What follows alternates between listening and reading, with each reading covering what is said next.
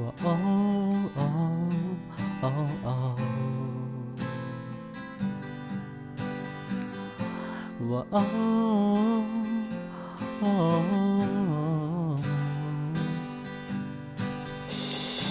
เธออาจจะไม่เห็นว่าใครมองอยู่เธออาจจะไม่รู้ว่ามีคนหนึ่ง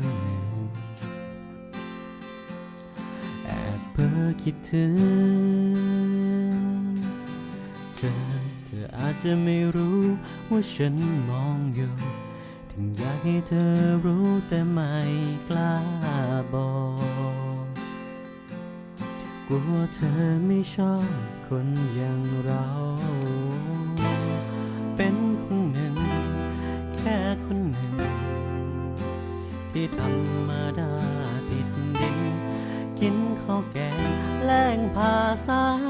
ถิ่นแล้วเธอจะรับได้ไหมมันจะมีสิทธิ์ไหมแค่อยากจะบอกว่าชอบเธอจากไอ้คนเซอร์เด็กตายถามเธอจริงๆมีสิทธิ์ไหมรับรองรักแล้วไม่ชิงไม่ทิ้งใคร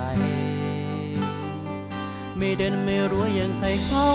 แต่ว่าเราชัดเจนเงินทองที่เห็นก็เป็นแค่เพียงของนอกกายถ้าหากว่าเธอฟังแล้วยอมรับมันได้จะบอกไป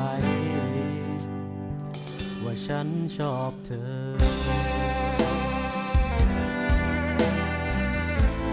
โอ้โอ้โอ้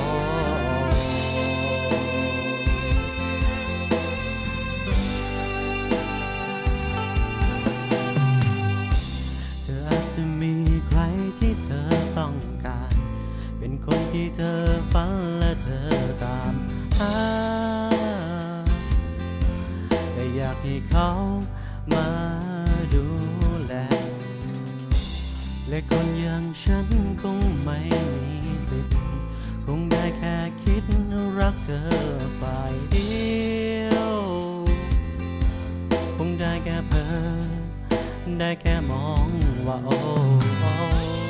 เป็นคนหนึ่งแค่คนหนึ่งที่ธรรมดาติดดินกินข้าวแกงแล้งภาษาถิ่นแล้วเธอจะรับได้ไหมมันจะมีสิทธิ์ไหมที่อยากจะบอกว่าชอบเธอจากไอ้คนเซอร์เด็กตายถามเธอจริงๆมีสิทธิ์ไหมรับรองรักแล้วไม่ชิงไม่ทิ้งใครไม่เด่นไม่รวยอย่างใครเขา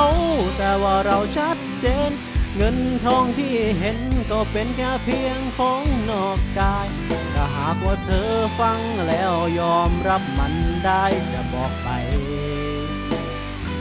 ว่าฉันชอบเธอ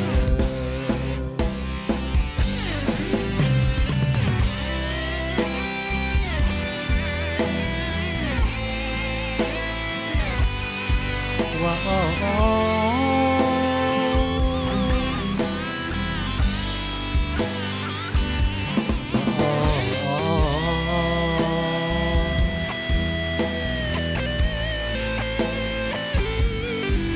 ว่าโอ้โอ้